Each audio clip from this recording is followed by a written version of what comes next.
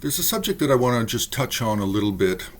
There's not really going to be anything terribly profound or deep here, but I think it's a subject that needs to be introduced, and it needs to be explored from the point of view of creating a curriculum for study for it. This is something we've not really done yet, and the subject is early Bön religion paintings.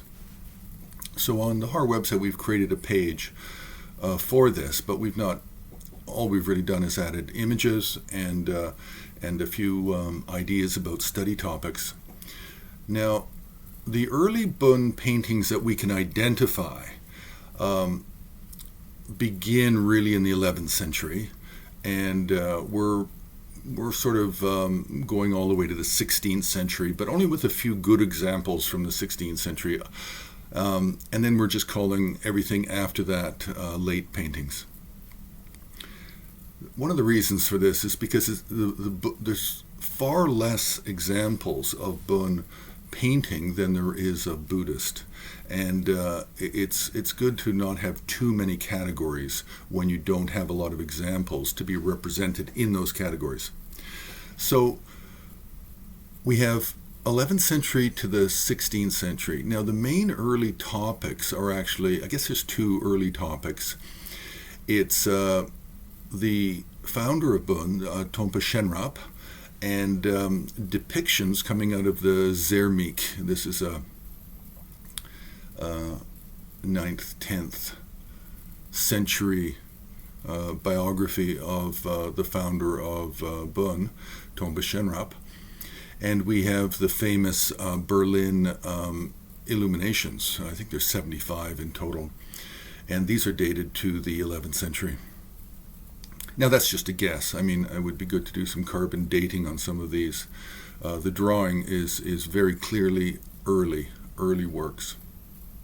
The second topic is actually meditational deities, and meditational deities that relate to the Four Transcendent Lords. The Four Transcendent Lords are the four main, what I would call gods of the Bön religion, and one of them, of course, includes Tonpa Shenrab, as well as the female Satric Ursong, and the two other males. So those are the primary subjects. Some of these early works from the 13th, 14th century are meditational deities. We do have some cross between manuscripts and painting and drawing and illustration. And we have a number of sets of early Tsochog. And the Tsochog, it's possible some are from the 14th century, but then clearly we have some very, very beautiful works from the 15th century.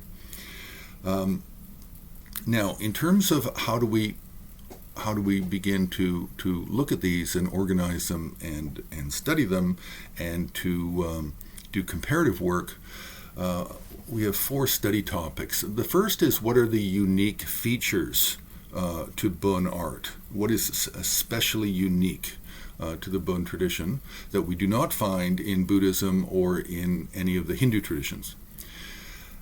The second study topic would be early Bön borrowings from Buddhism that can be recognized in the paintings. The third study topic is early Bön borrowings from Hindu traditions. Now, I've put that in there just because the question will be asked, but I don't know that I've actually ever really identified anything that I would specifically say they've taken from the Shaiva, Shakta, or Vaishnava traditions. But it's worth exploring. Now, the fourth study topic is early Buddhist borrowings from Bön, and this one is really interesting. And I think I've done 3 videos, or on Har we've done 3 videos where we talk about Tibetan influences that went into early Buddhism. You know, things like the Lungta prayer flag and the white scarf, the katak, many things like that. So these are the 4 study topics. We've created a page. Now, this isn't definitive. There's likely going to be a lot more works.